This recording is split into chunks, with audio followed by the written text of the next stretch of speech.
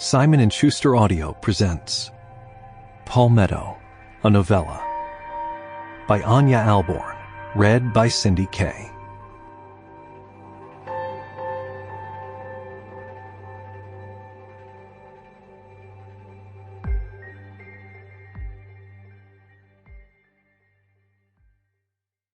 One. Kim gasped when, from around a gentle bend in the road, the house came into view. It was the very reaction Eddie had asked her not to have. But Kim remembered his request a half-second too late. All that was left to do was allow the fingers of her right hand to flutter against the hollow of her neck in unspoken apology. Body language that, after 7 lucky years of marriage, she knew Eddie would undoubtedly read. "Isn't he gorgeous?" Josephine asked. Kim had been surprised when Eddie reached out to Josephine.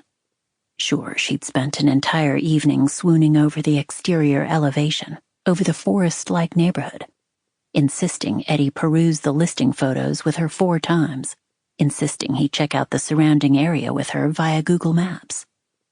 Forget that the place was completely out of their league by a good $75,000.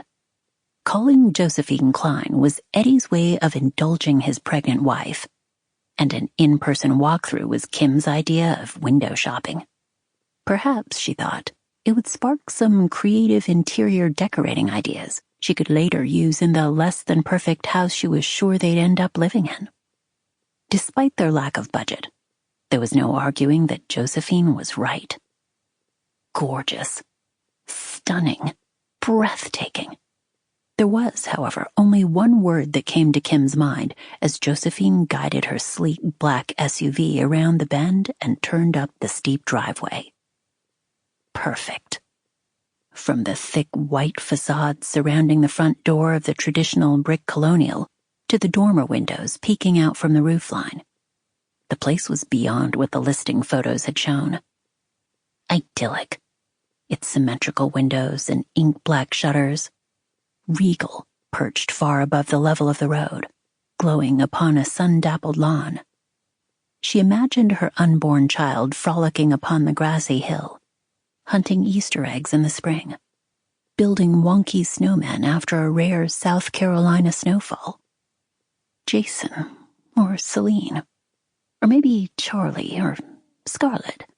She was still picking out names between shopping for houses and imagining herself. Sample complete. Ready to continue?